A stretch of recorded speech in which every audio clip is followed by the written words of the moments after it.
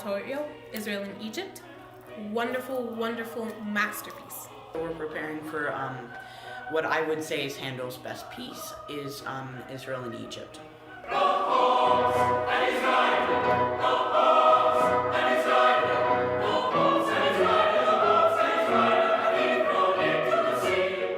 This full oratorio, a lot of choirs are going to spend 3-4 months putting this oratorio together. We've done it in 5 weeks, which is a testament to the commitment of the kids and the fact that everybody really does embrace excellence as a way of life and trying to achieve that. There's going to be some rehearsals where we kind of fall off a cliff and it doesn't work, but then there are many more rehearsals than that where we really feel like we're achieving things.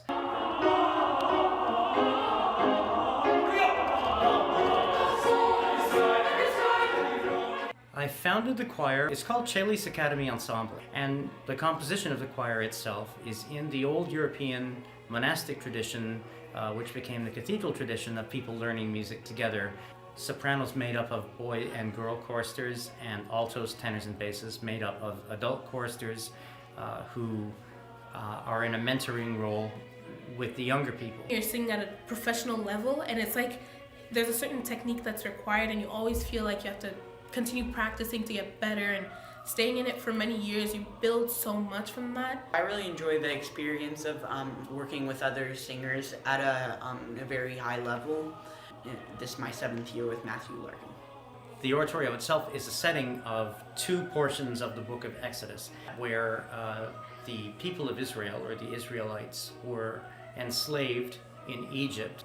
And there was a prophecy that was well known to their elders that one day they would be delivered from this captivity and they would be taken to the land of Canaan.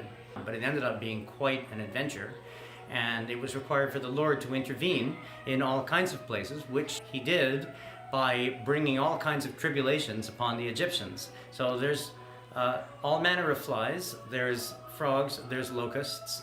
There's a lot of bugs and toads and stuff. There's blotches, there's blains.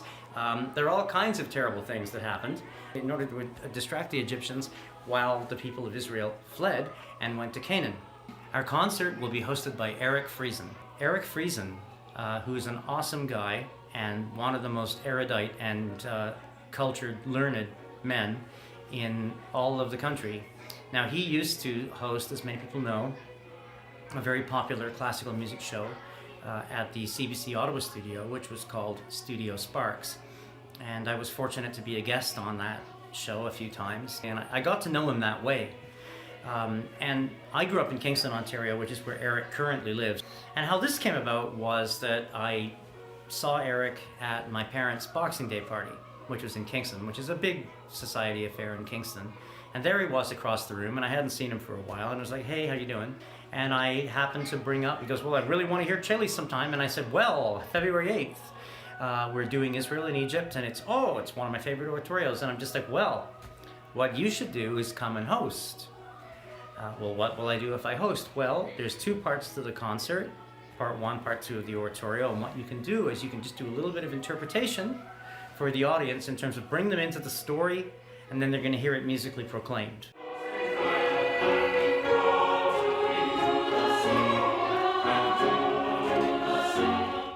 February 8th, geez, most people in Ottawa are just, so sick and tired of winter that they just want to stay home and not do anything.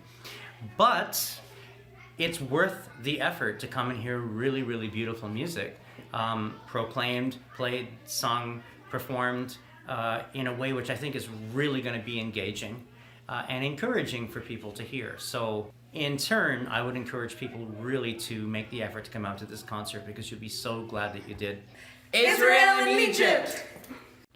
February 8th, 7:30. Southminster United Church. See you there! 3 and 4. Moses and Israel, and he thrown into the sea.